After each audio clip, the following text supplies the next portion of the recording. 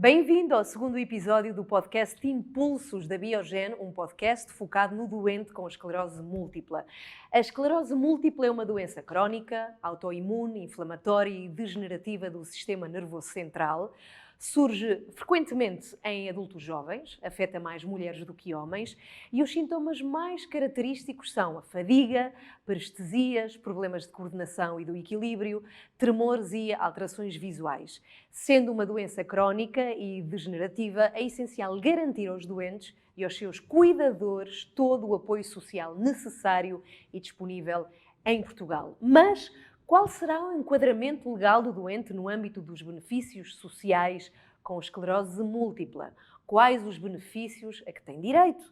E os seus cuidadores, também é muito importante, para nos responder a estas e outras questões sobre os benefícios sociais aos quais os doentes com esclerose múltipla poderão aceder e nos dar conta do panorama nacional. Temos connosco a enfermeira Cristina Araújo e a assistente social, doutora Tânia Cristo, a quem agradeço desde já a participação neste segundo episódio deste podcast. E vamos para a primeira pergunta, e vou começar por si, doutora Tânia Cristo. Já vimos que a esclerose múltipla pode ser uma doença altamente incapacitante. Estes doentes têm um enquadramento legal especial e são bastantes, mas pode resumir alguns dos benefícios a que estes doentes têm acesso? É uma realidade, existem muitos benefícios, mas temos que partir do princípio que o doente, por si só, por ter esclerose múltipla, não quer dizer que possa usufruir de todos estes benefícios. Todos eles estão interligados, sempre com o grau de incapacidade que lhe é atribuído.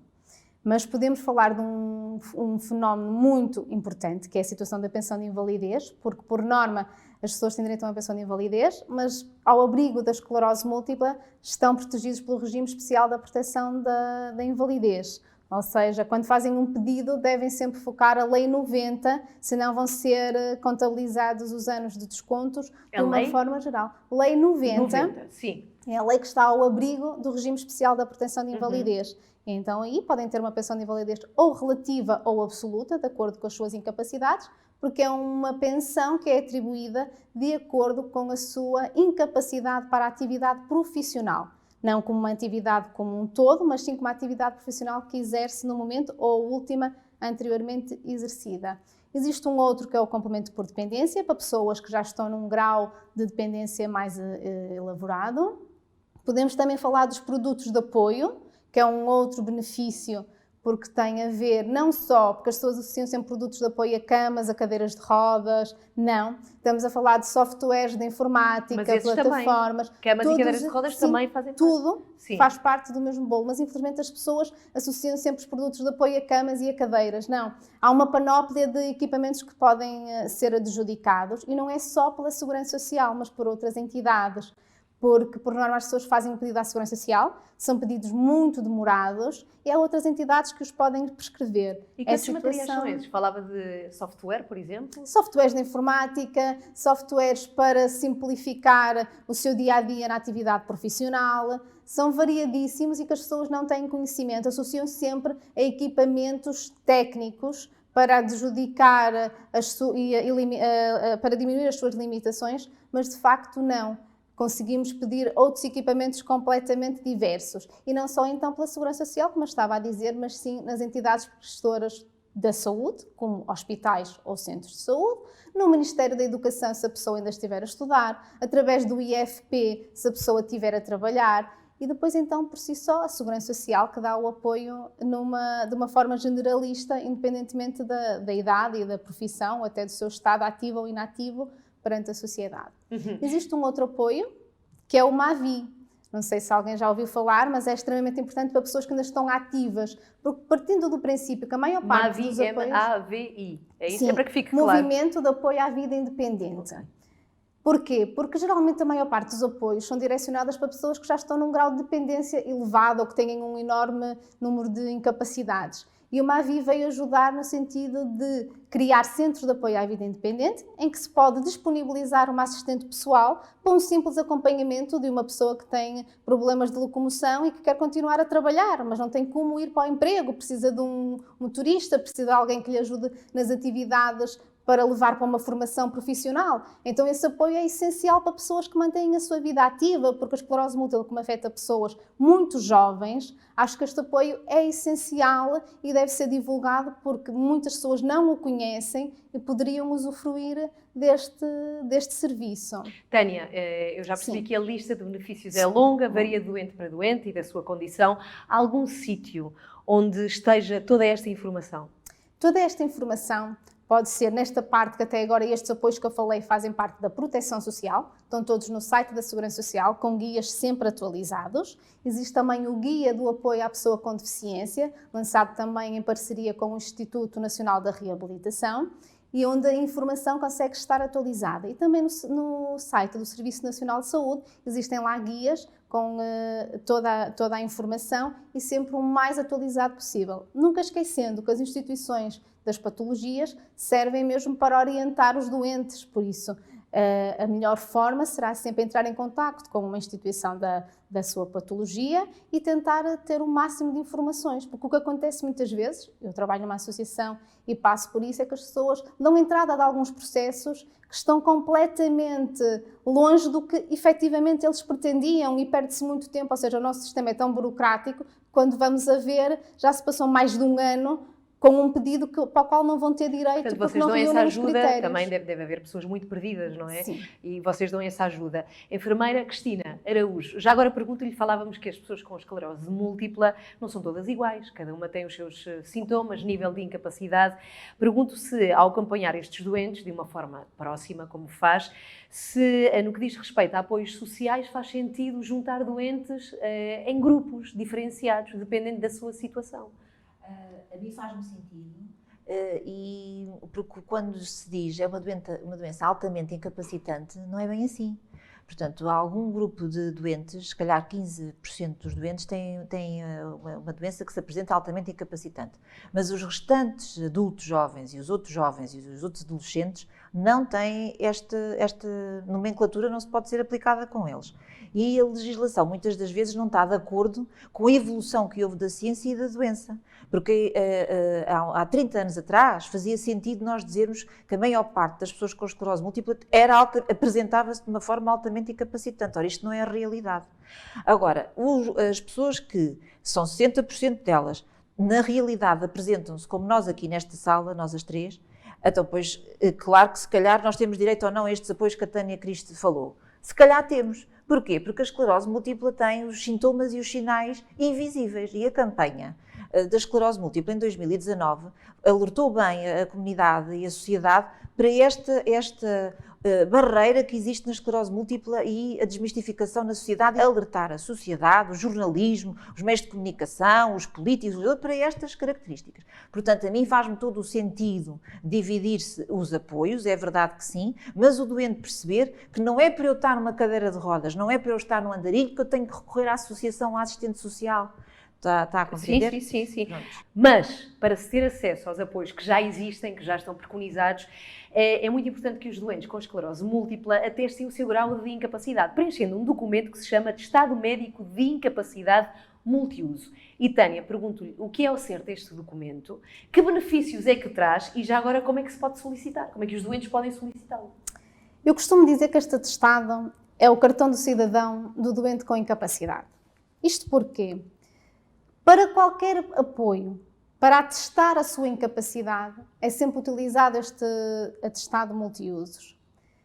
Porque qualquer dos apoios anteriormente mencionados exige que este atestado tenha, no mínimo, 60% de incapacidade.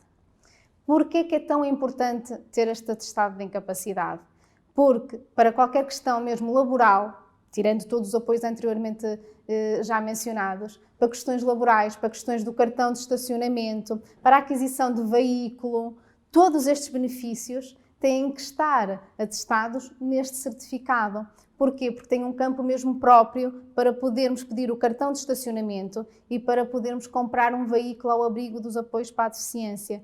Daí o nome multiusos. Por isso é que o documento original nunca deve ser entregue em nenhum departamento. Deve sim, quando se faz o pedido deve ser entregue no delegado de saúde da área de residência ou no centro de saúde, se o delegado ficar muito longe. Eu aconselho sempre no delegado, porque perde-se aqui um timing entre o centro de saúde e a entrega mesmo no delegado de saúde, porque é onde é verificada a junta médica, é efetivamente posta em prática no delegado de saúde. Então a pessoa deve fazer esse pedido e, ao fazer o pedido, deve assinalar, colocar uma cruz em todas as vertentes. Quais são? Multiusos, dístico, aquisição de veículo e outros. Porque pode no momento não necessitar, mas já aconteceu em muitos casos que a pessoa não assinalou essas vertentes todas e a pensar no futuro deve assinalá-la, porque pode precisar do dístico, pode precisar da compra do veículo e tem que ir novamente à junta médica para poder obter esse atestado com esse averbamento, senão não pode usufruir desses benefícios. Este atestado deve ser solicitado com todos os relatórios médicos, todas as valências que é acompanhado, porque ele não é avaliado pelo doente ter esclerose múltipla, porque se vai pela Tabela Nacional das Incapacidades, ligadas a acidentes de trabalho, e então não está muito atualizada. Esta tabela deveria de ser alterada, porque infelizmente, e tal como a enfermeira tinha dito, há muitos sintomas invisíveis, e na altura as associações uniram-se para lutar contra esta situação, porque muitos sintomas que o doente tem não são avaliados, não são ponderados, e isto funciona como uma ponderação de todas as incapacidades que o doente tem, e depois é feito um somatório, e esse somatório a pessoa até pode ter 80%, mas para o dístico e para o automóvel só ter 60%. Mas de facto é o mínimo aceitável, é os 60% de incapacidade. E não só para pessoas que já estão ativas, mas na situação de jovens, estudantes, no ensino superior, têm vagas específicas para pessoas com incapacidade, mas é preciso ter este atestado, que ultimamente tem demorado mais de um ano para a pessoa conseguir obtê-lo, por isso deve-se obter numa fase inicial, por isso é que eu digo que é o cartão de cidadão da doença. Possível. Exatamente. Já contando com este Já contando com todos estes benefícios, mesmo para a cota da contratação pública, não é? Empregos para a função pública. Existe uma cota específica para pessoas com incapacidade. As bolsas de estudo, a pessoa pode usufruir de uma bolsa de estudo e depois existe a bolsa de estudo para pessoas com incapacidade. Mas é sempre necessário ter este atestado, daí o nome multiusos, porque de facto é essencial e cobre todas as vertentes, todos os apoios anteriormente para a compra de casa, para a situação de um arrendamento, a habitação social, todos os benefícios, é obrigatório, mesmo para as simples deduções do IRS. O simples facto de ter este atestado... Este atestado é importantíssimo. É importantíssimo. Por isso é que eu digo que é o cartão de cidadão. É curioso estarmos a falar disto aqui com uma enfermeira, a enfermeira Cristina, porque são questões legais e burocráticas que poderiam sair totalmente do âmbito da sua profissão, mas a verdade é que... E saem, sim. Mas a enfermeira é a primeira porta de entrada para um doente com esclerose múltipla, não é? Vocês funcionam assim como um porta-voz ou quase advogado. Na sua opinião, qual é que é o papel da enfermagem neste processo todo? O papel da enfermagem não é a minha opinião. A minha opinião, por acaso, está lançada e divulgada no livro entre 2017 e 2018 do International Council of Nurses, que foi dedicado ao tema a enfermagem líder e porta-voz da saúde e das necessidades da comunidade. Portanto, não é só a minha opinião, não é, que vale. Agora, claro que eu sempre trabalhei os meus anos de enfermagem a acreditar neste lançamento, não é que eu tenha nada a ver com o lançamento do livro. Mas orientam muito... Agora, o que é que isto quer dizer? Eu fui buscar isto para só dizer que não é só a minha opinião, isto é uma coisa que é um facto consumado a nível internacional, que a enfermagem realmente é a proximidade. Portanto, você tem uma doença e dirige-se a um hospital e, na realidade, você quer ver o que é que se passa com a sua doença e o seu médico vai orientá-la na doença, nos exames, e ele está focado nisso. E ainda bem que ele está focado nisso. Agora, quando você chega à enfermeira, você holisticamente começa a falar de várias coisas que a assolam. Dos filhos que você está com uma crise de surto e não teve direito a ter a história do carro que a Tânia Crista acabou de falar, porque você afinal anda bem, mas tem crises e tem surtos. E quando tem surtos, precisa de ter o dístico do carro do deficiente. Na enfermagem, se eu não fizer uma entrevista diagnóstica inicial para perceber, e se eu não lutar para que esta entrevista diagnóstica é a coisa mais importante que eu faço na minha vida e quando for reformada, é a coisa que eu mais fiz aos doentes, é isto, é eu perceber se eles têm necessidades e se essas necessidades têm que ser encaminhadas. Portanto, eu tenho que detectar as barreiras, se essas barreiras existem, e tenho que advogar por eles como é que eles ultrapassam esses obstáculos e que ações é que devo fazer. Eu estou aqui hoje por eles apenas, porque acredito que isto seja alguém que vejam. E agradecemos muito que tenha vindo e com certeza que quem nos vê e nos ouve também agradece é por isso. Portanto, a enfermagem é, na entrevista diagnóstica, perceber que o doente tem estes direitos e o doente perceber uma coisa, que ele chegou a ao meio da neurociência, da área da neurodegenerativa, e que ele não compreende que estas palavras é incapacitado, os multiusos, é deficiente, que isto na realidade aplica-se a ele com os sintomas invisíveis, que a pessoa depois não tem esta interiorização. Portanto, e a enfermagem aí é que promove a literacia social e encaminha. E depois há fácil acesso a estas informações, ou seja, qual é a vossa percepção de doentes que têm, de facto, que sabem que têm direito a estes apoios? Tânia? A maior parte deles desconhece. Desconhece, depois procura ajuda em serviços que não estão completamente apropriados para lhe dar essa informação, porque chega muitos casos de processos já a meio, muito mal instruídos e às vezes com pedidos de apoio que essa pessoa não queria ter, mas infelizmente é a falta de informação e a forma como a informação também é muitas vezes passada, mesmo por serviços públicos, em que o doente se desloca e sai de lá com informações completamente erradas. Eu vou dar um caso muito simples, que é, como ainda há pouquinho falei, o complemento por dependência que a pessoa tem direito. E, infelizmente, na gíria, as pessoas gostam de chamar o apoio à terceira pessoa. E o doente desloca-se a um departamento da Segurança Social e diz: eu gostava de pedir o apoio à terceira pessoa. Sim, senhora, e entregam-lhe o formulário, sendo que o apoio à terceira pessoa é para crianças e jovens até aos 18 anos ou se mantiverem a estudar para tirar um curso superior, não se adequa a adultos. E a pessoa faz um pedido, entrega o processo, está 1 ano à espera de uma resposta que é indeferido, porque ele nunca reúne critérios para isso. Que era uma simples questão que a senhora lhe podia dizer: mas é para o senhor? Então vamos trocar os formulários, que o senhor não é uma assistência à terceira pessoa, é um complemento por dependência, porque acabam por ter quase a mesma finalidade. O complemento de dependência para lutar, para dar um apoio ao doente, visto que está incapacitado e tem uma dependência. E a assistência à terceira pessoa geralmente é pedida até pelos pais para dar apoio aos filhos que têm uma incapacidade. Simples coisas que poderiam ser melhor explicadas e que o doente sai sem saber, ou às vezes até mais confuso. Então, quando chegam a nós, às associações, existem 3 de esclerose múltipla, vêm muito ou à toa, não conhecem nenhum dos apoios, ou ouviram falar, mas não ouviram falar da forma mais correta e como deveriam de proceder. E às vezes antecipam-se a fazer pedidos de apoio, do qual deveria de haver um encaminhamento anterior, e não há. E então perdem muito tempo. Isto até o Estado podia pensar um bocadinho nisto, porque acaba por trazer custos ao próprio Estado. São processos que entram, são processos que são avaliados por técnicos que poderiam estar a avaliar outros processos, mas não, estão ali um bocadinho a perder tempo, quando numa fase inicial, se fosse bem instruída a informação, o doente conseguia ficar mais esclarecido. E já agora outra informação que lhe peço, tem surgido muito este conceito de autodeterminação social do doente, ou seja, pode ser deficitário ou até pode ser inexistente. O que é que isto significa? Que conceito é este e que implicações é que tem? Nós lutamos muito por essa situação da autodeterminação do doente. O que é que isto significa? O doente, apesar de ter esclerose múltipla, não quer dizer que a sua vida desapareça ou que não possa tomar as suas decisões e ver o rumo, não é? Não posso deixar de escolher um simples facto: o que é que vou comer hoje, onde é que vou, para onde vou viver. Ou seja, é preciso criar condições de acordo com as incapacidades que a pessoa tem. E então é importante dar voz ao doente. O doente tem que ter voz. Um mecanismo que há pouco tempo foi instalado cá em Portugal, ainda bem, começaram a dar um pouquinho mais de voz, foi o simples facto de já não dar as pessoas como incapaz. O regime do maior acompanhado. A pessoa tem limitações, mas é ouvida.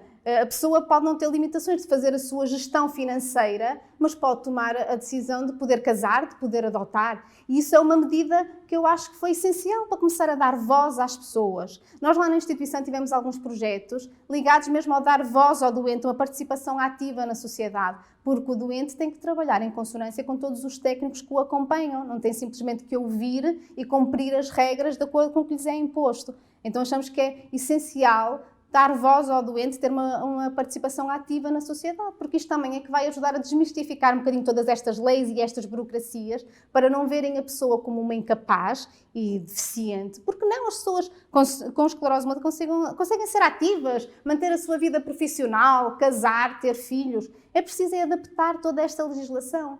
E é o papel fundamental das instituições, é ouvir o doente para depois se afirmar e em grupo, não é, dar uma voz e dizer: estamos aqui a representar os doentes, porque eles têm voz. Vocês têm que perceber quais são as incapacidades, mas também têm que perceber o que é benéfico e o que é que devemos de fazer e o que é que devemos de alterar, mas sem dar voz ao doente nós não conseguimos representá-lo. Sim, que aqui é de facto o protagonista. Exatamente, o protagonismo é o doente. Sim, a enfermeira Cristina, pergunto-lhe, bem, nós já percebemos que é muito benéfico articular aqui vários profissionais, temos a enfermagem, temos a neurologia, temos o assistente social. Como é que se pode articular toda esta gente em benefício para quem está doente? Eu estava agora a ouvir a Tânia e concordo com tudo o que ela disse, porque eu sou uma fã incondicional desta assistente social que nós temos em Portugal para os doentes com esclerose múltipla. É um facto e toda a gente sabe que eu digo isso. E deviam-se multiplicar estas assistentes sociais. As Tânias. As Tânias. E o que é que eu tenho a dizer isto? Eu tenho a dizer que a autodeterminação para mim do doente, que eu sei que não me fez essa pergunta diretamente, mas acho que vai de encontro, é quando nós realmente, os enfermeiros a nível de saúde, internacionalmente, somos realmente o maior número, não é? Porque somos nós que atendemos e já tivemos essa conclusão com a pergunta de há pouco. E depois os médicos. Mas nós nestas equipas multidisciplinares, ou seja, que às vezes nós dizemos isto de forma leiga, mas às vezes na realidade nem funcionam como de estrutura, é muito importante. Porquê? Porque nós podemos orientar e encaminhar, mas a realidade que o doente português tem não é esta realidade. Porque nós temos muito poucos recursos humanos no Serviço Nacional de Saúde e o Serviço Social, no Serviço Nacional de Saúde, é uma realidade para o nosso doente com esclerose múltipla, não tem às vezes capacidade de resposta e encaminha para a área de residência. A área de residência é outra situação que se vai perder também na comunidade e não há uma resposta assertiva porque não há lá Tânias Cristas peritas na área da deficiência neurológica ou da área da disfuncionalidade. Eu gosto mais de dizer a palavra disfuncionalidade, vocês estão a puxar muito aqui a deficiência e está-me a dar assim uns calores. É mais a disfuncionalidade. A disfuncionalidade, porque se eu tiver aqui esclerose múltipla e precisar do carro, eu não gosto que me chamem deficiente, porque realmente eu tenho uma disfuncionalidade, não é? Está ali invisível. E esta equipa multidisciplinar, na realidade, às vezes existe, mas não há resultados positivos porque não há capacidade para. Então, nós encaminhamos muito para as associações.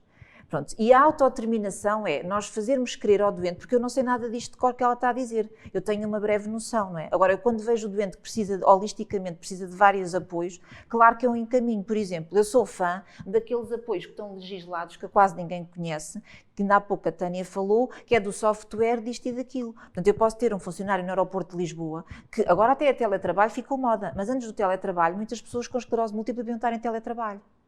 E não tinham, nem sequer conhecem lei.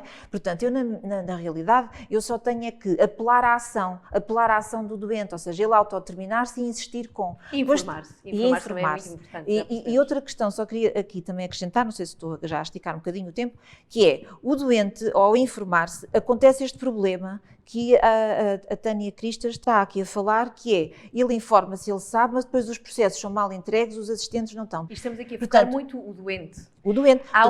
Se o doente não tiver isto, muitos deles trabalham muito, vão fazer muitos processos, entram, fecham, encerram, já não é aquilo, pôs a cruz errada, agora pediu aquilo, não tem direito a outro, e isto anda assim. Portanto, o doente, por mais que advogue, temos que incutir no doente e na comunidade, e nós estamos a chegar a 30 de maio este ano, não é? 2020 a 2022, é o MS Connections. Não é? Portanto, e esta conexão de que a sociedade e tudo mais, o doente pode ter muita autodeterminação, mas se não houver aqui nos circuitos um aceleramento ou uma coisa ajustada... Deixe-me falar aqui de outra questão aqui. Não peço desculpa, estamos a informar, de facto o que estão a dizer é muito importante. Mas eu não queria terminar este episódio sem falar destas pessoas que são extremamente importantes, são os cuidadores. Tânia Cristo, qual é o contexto legal dos cuidadores? Como é que estamos no nosto país? Existem também apoios nesta categoria? Existem apoios. Digamos que é um projeto piloto. Exatamente o nome indica isso. Projeto piloto. Foi criado realmente o Estatuto do Cuidador Informal. De facto, são dados muito recentes que mais de 50% dos pedidos vieram recusados, porque são processos muito burocráticos e muitas vezes nem é só pela burocracia do processo. Lá está. É a falta de informação. A pessoa está a pedir uma coisa para a qual se calhar ainda não está habilitada. Porquê? Porque a pessoa cuidada é a pessoa que recebe os cuidados, mas tem que ter alguma dependência, que é tal como a legislação lhe diz. E deveria de ser a dependência de segundo grau. Quando não é de segundo grau e tem uma dependência de primeiro grau, tem que ser na junta médica avaliada então se há essa necessidade de ter um cuidador informal. E mesmo para o próprio cuidador informal, há 2 tipos de cuidador. O cuidador informal principal e o não principal. Então, reunir todos esses critérios de uma forma tão abrupta e toda a documentação levou a que muitos processos, infelizmente, fossem recusados. Porque o cuidador informal principal podem ser tanto o principal como o não principal de 4º grau, tem que ter sempre um grau familiar, mas o principal tem que viver com a pessoa e tem que prestar um apoio permanente e nunca pode estar a oferir algum rendimento nem a trabalhar. E digamos que para este tipo de cuidadores existe um apoio esse que é de acordo com as condições de recursos do agregado familiar e também só para 30 concelhos no nosso país, porque como é um projeto piloto, eles lançaram para esses 30. Tudo indica que a partir de julho que as coisas vão mudar, ainda hoje saiu uma notícia nesse sentido, para ver se poderiam deixar de ser tão burocráticos, tantos papéis, os formulários não serem tão complicados, mas de facto, para poder receber algum apoio, o cuidador principal tem que estar permanentemente a prestar esse apoio. O cuidador que não é principal, ou não principal, esse sim pode continuar a trabalhar, pode ou não coabitar na habitação da pessoa cuidada e o apoio que existe é mesmo ainda escasso, porque a ideia era criar condições para negociação entre a atividade laboral e a prestação de cuidados, haver aqui uma mediação. É uma espécie de part-time, não é? Como se chamasse que é exatamente, porque a pessoa está a trabalhar, mas precisa ter condições para poder faltar, para poder acompanhar a uma consulta. Ou seja, digamos que essa situação deveria de já estar em prática, mas é tudo ainda muito ambíguo, ainda não há uma legislação específica concreta que regula. Bem, temos que terminar esta conversa. Já percebemos que falta muita coisa, fazer muita coisa com a conversa com a Tânia e com a Cristina. Mas eu pedia que deixassem brevemente um resumo do que é que falta fazer para este tipo de acompanhamento otimizado aconteça em todas as instituições de saúde do país. Enfermeira Cristina. O que falta fazer é colocarem, na minha opinião, no Serviço Nacional de Saúde, onde existem consultas de referenciação de esclerose múltipla, estar 2 assistentes sociais, eu sei o que estou a falar, no sentido que sei como é que é as amostras, nós sabemos isso. Portanto, acho que 2 assistentes sociais só vocacionadas para, acho que as necessidades logísticas que cada processo tem são gigantescas e é no hospital que isso tem que ser iniciado. É verdade que sim, que têm estes apoios sociais e departamento jurídico, mas acho que devem estar distintos dos centros de dias de esclerose múltipla. Pois em Portugal a associação tem um caráter diferente de algumas associações que nós visitamos a nível internacional e os centros de dia acumulam realmente, as pessoas têm mais disfuncionalidades, apresentam-se lá nos centros, normalmente aquilo que começámos aqui a falar, que era altamente incapacitante, não é aquela frase. Pronto, e muitos jovens e as pessoas como nós, que estamos aqui nesta sala, que é a maior parte das pessoas com esclerose múltipla, com os sintomas invisíveis, realmente têm um sofrimento emocional muito grande, dirigir-se aos departamentos das associações de esclerose múltipla pelo facto de enfrentarem aquele centro de dia. Portanto, gostava muito e acho que isso seria útil. É isso que eu reconheço como barreira e obstáculo a alguns doentes. Portanto, e apelo a essa ação. E, normalmente, são pessoas que não têm grandes apoios familiares para andarem, porque, como veem, somos todos ativos, é tudo gerações novas, portanto, não há aqui ir... É aligerar a burocracia. Portanto, não podemos subir 30 mil escadas. Claro. Tânia, o que é que tem a dizer? Eu concordo com o que a enfermeira Cristina disse. Ou seja, deviam de simplificar. Criaram a plataforma do Simplex, porque não simplificar isto? É preciso diminuir a papelada, diminuir o processo burocrático para que as coisas sejam mais céleres. Não é pessoas estarem 2, 3 anos à espera para ser chamados para uma junta médica, para um atestado de incapacidade. E depois é preciso haver um papel fundamental, que é todos os técnicos trabalharem em consonância. Por exemplo, eu tenho muitas limitações, às vezes quero fazer a instrução de um processo e estou meses à espera de um relatório médico e falta-me da outra categoria, porque o neurologista mandou, mas o urologista não me mandou. E os processos para entrar na Segurança Social ou para o pedido de atestado, os relatórios têm que ter 6 meses de validade. Às vezes vou apresentar um pedido e o outro relatório já perdeu a validade. Acho que todos os técnicos deviam trabalhar em prol do doente. O doente é um ser biopsicossocial e nós temos que trabalhar todas as vertentes nesse registro. Quanto à questão que a enfermeira também focou do trabalho das associações, há muitos doentes que o encarar da realidade de uma perspectiva que muitas vezes anteriormente era aplicada, porque antigamente as pessoas com esclerose múltipla ficavam bastante incapacitadas e a coisa hoje em dia não funciona dessa forma. Eu funciono fazendo a questão mesmo à pessoa, mas a pessoa não quer ter contacto com essa realidade e faço marcações de atendimentos, de forma a nós temos um centro de reabilitação a funcionar na instituição, temos 2 espaços e na área reservada aos gabinetes só temos mesmo lá um espaço para estimulação cognitiva e toda a restante aplicação prática diária do nosso centro de reabilitação funciona no outro espaço. Então as pessoas conseguem dirigir-se à instituição sem ter aquele choque de realidades que pode não ser nunca a sua realidade. E que era bom levar para o resto do país. Era bom levar. Muito obrigada às duas. Chegamos assim ao final do segundo episódio deste podcast, Impulsos da Biogen, no qual falamos sobre os benefícios sociais na esclerose múltipla em Portugal. Agradeço muito a vossa vinda aqui, Cristina Araújo, enfermeira, à doutora Tânia Cristo. Muito obrigada por partilharem tudo aquilo que sabem connosco. E quanto a nós, voltaremos em breve, num próximo episódio, onde continuaremos a falar sobre esclerose múltipla com novos especialistas. Até lá!